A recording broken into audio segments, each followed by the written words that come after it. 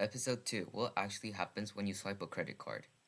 In the previous episode, we focused on why credit exists and how credit cards fit into that system structurally.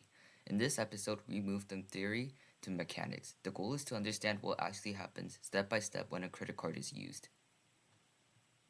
A credit card transaction looks simple from the outside. A card is tapped, a receipt prints, and the purchase appears later on a statement. But behind that moment is a multi-stage process involving several institutions, each with different incentives, risks, and revenue streams. Un- Understanding those mechanics explains where fees come from, and merchants care about card type, and why interest rates are structured the way they are, and why payment networks are so powerful.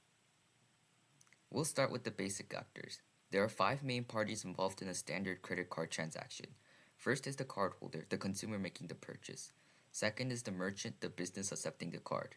Third is the issuing bank, which provides the credit card to the consumer and extends the line of credit. Fourth is the acquiring bank, which provides payment processing services to the merchant. And fifth is the payment network, such as Visa or MasterCard, which connects issuing banks and acquiring banks and sets the rules of the system. Importantly, Visa and MasterCard do not lend money. They do not issue cards, set credit limits, or earn interest. Their role is to operate a network that routes transactions and enforces standards. Express is an exception because it functions as both a network and an issuer. Now let's walk through what happens when a card is used. The first stage is authorization. When a card is swiped, tapped, or entered online, the merchant's terminal sends a request to the acquiring bank. That request is passed through the payment network to the issuing bank. The issuing bank checks several things in real time, whether the card is valid, whether the account is in good standing, whether the transaction fits expected behavior patterns, and whether sufficient credit is available. This entire process typically takes less than a second. If the transaction is approved, the issuing bank sends an authorization back through the network to the merchant. At this point, no money has moved. The issuing bank has simply agreed to pay the merchant later. The cardholder has incurred an obligation, and the merchant has a guarantee of payment, assuming the transaction follows network rules. This guarantee is critical. One reason merchants accept credit cards is that they shift fraud risk away from the merchant and toward the issuing bank and network. If a transaction later turns out to be fraudulent, the liability often does not fall on the merchant depending on how the transaction was processed. The next stage is clearing. At the end of the business day, the merchant submits a batch of authorized transactions to the acquiring bank. These are sent through the network to the issuing banks. The transactions are finalized and amounts are prepared for settlement. Settlement is when the money actually moves. The issuing bank transfers funds to the acquiring bank minus certain fees. The acquiring bank then deposits funds into the merchant's account, again minus its own fees. This usually happens within 1 to 2 business days. The The merchant does merchant not does not receive the full purchase amount. Several fees are deducted along the way. The largest of these is the interchange fee. Interchange is paid by the acquiring bank to the issuing bank. It compensates from the issuing bank for fraud risk, operational costs, and the cost of extending credit. Interchange rates vary based on card type, transaction type, and perceived risk. Rewards cards typically have higher interchange because funding rewards programs requires revenue. In addition to interchange, payment networks charge assessment fees for routing transactions and maintaining the network. Acquiring banks also charge processing and service fees to merchants. These combined costs are why merchants often pay between 2 and 3% of each credit card transaction. From the cardholder's perspective, these costs are mostly invisible. They're embedded into prices rather than charged directly. This creates an important incentive effect. Consumers tend to prefer cards with rewards, even though these rewards are indirectly funded by merchants and ultimately consumers as a group. Now, let's shift into the cardholder's balance. When a transaction settles, the amount is added to the cardholder's statement balance. At this point, no interest is charged yet. Credit cards operate on a billing cycle, usually around 30 days. At the end of the cycle, a statement is generated showing the total balance, a minimum payment, and a due date. If the cardholder pays the statement balance in full by the due date, no interest is charged on purchases. This grace period is a key feature of credit cards. It effectively allows short-term borrowing at zero interest, funded by interchange and fees. If the balance is not paid in full, interest begins to accrue on the remaining amount. Credit card interest is typically calculated using an average daily balance method. The annual percentage or APR is divided into a daily rate and applied each day the balance remains unpaid.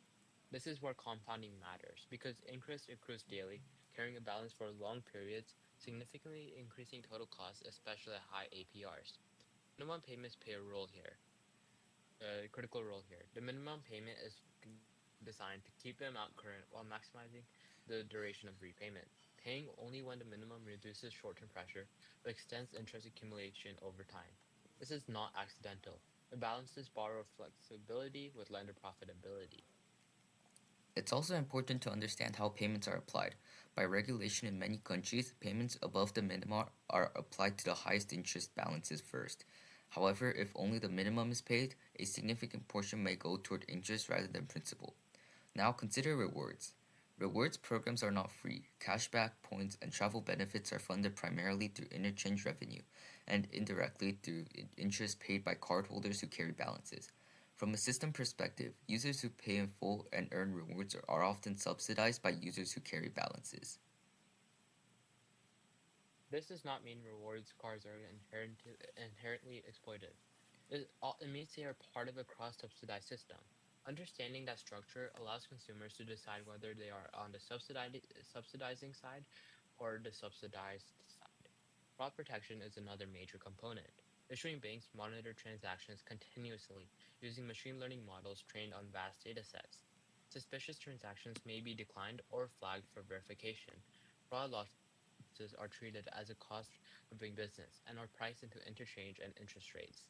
Chargebacks are the mechanism through which disputes are resolved. When a cardholder disputes a transaction, funds may be temporarily reversed when the issuer investigates. The process is governed by network rules and timelines. Merchants that experience excessive chargebacks may face higher fees or penalties. All of these mechanics exist to maintain trust in the system. Without reliable authorization, settlement, and dispute resolution, credit cards would not scale globally. Stepping back, the key insight is this: a credit card transaction is not a simple payment. It is a short term loan combined with a payment guarantee, a fraud insurance mechanism, and a data generating event. Every swipe up updates risk models, revenue forecasts, and behavioral profiles. The system learns continuously, adjusting credit limits, pricing, and offers over time.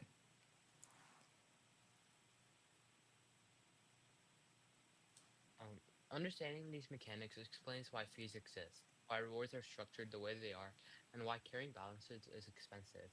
None of this requires assuming malicious intent.